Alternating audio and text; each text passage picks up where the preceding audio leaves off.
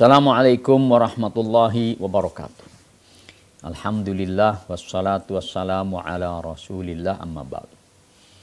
Sahabat daku yang dirahmati Allah, alhamdulillah, alhamdulillah, kita masih diberikan kesehatan oleh Allah di bulan suci Ramadan ini. Mudah-mudahan sampai akhir Ramadan kita dapat menjalankan ibadah puasa, sholat tarawih, dan ibadah-ibadah lain dengan sebaik-baiknya.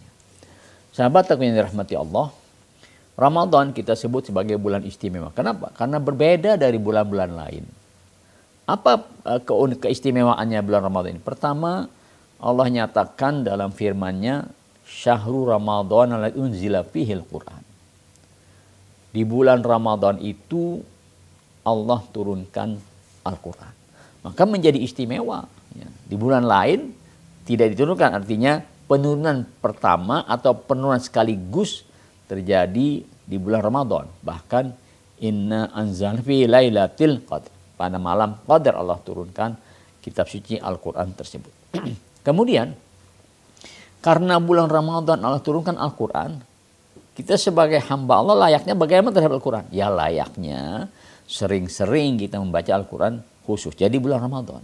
Nah, maka kalau saya menganggap Ramadan ini sebagai barometer tolok ukur kedekatan kita dengan Al-Quran.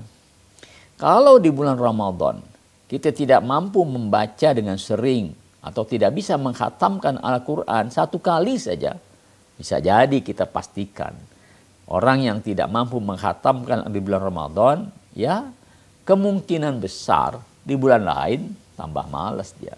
Kenapa? Bulan Ramadan saja bulan diturunkan Al-Quran, dia tidak dekat dengan Al-Quran. Dia menjalankan puasa tapi tidak dekat dengan Al-Quran, maka kemungkinan besar di bulan lain pun dia jauh dari Al-Quran. Sayang sekali. Kita akui Quran itu kitab suci kita, hamba Allah. Quran itu pedoman hidup kita kaum muslimin. Tapi ternyata kita sendiri menjauhkan diri dari kitab suci Al-Quran tersebut. Yuk, bulan puasa ini kita gemarkan, kita rajinkan, kita banyakkan membaca Al-Quran. Kalaupun masih merasa belum pandai, belum paham, belum bisa menuturkan, melafalkan huruf Al-Quran, maka banyak kesempatan buat belajar Al-Quran. Belajar bahkan melalui internet kita, HP yang ada di tangan kita itu kita bisa memperbaiki bacaan Al-Quran kita.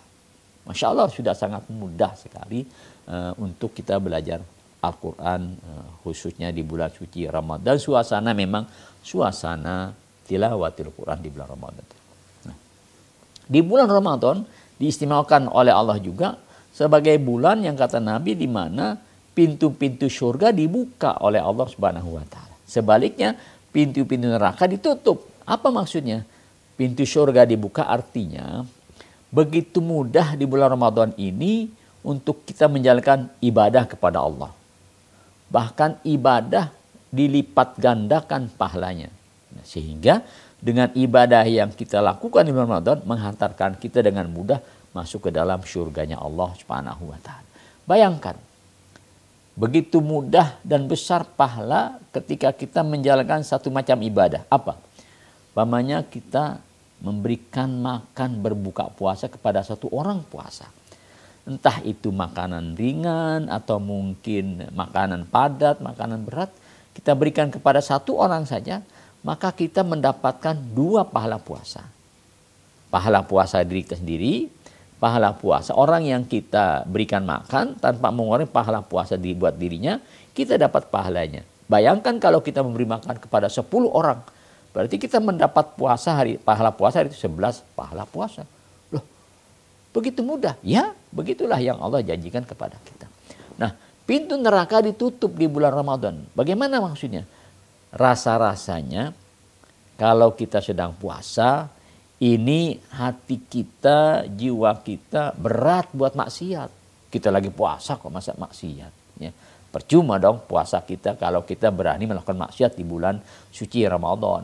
Maka arti pintu neraka ditutup itu karena dorongan buat maksiat di bulan Ramadan itu kecil. Bahkan insya Allah minim sekali, bahkan tidak ada sama sekali dorongan maksiat di bulan Ramadan.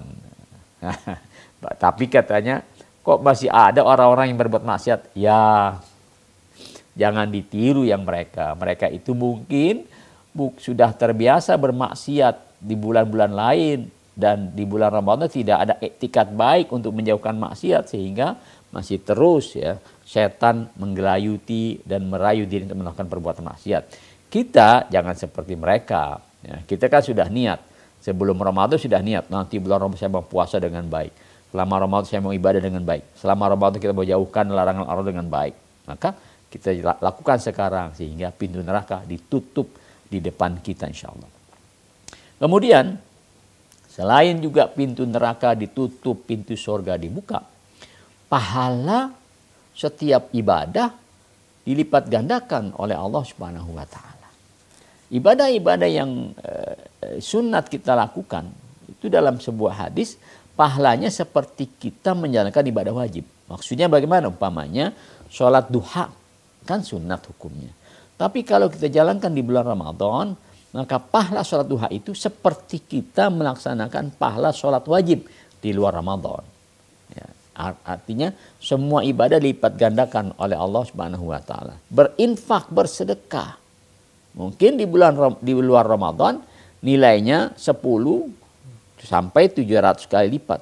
Tapi di bulan suci Ramadan sedekah kita, infak kita jauh dilipat gandakan oleh Allah Subhanahu wa taala, lebih besar lagi.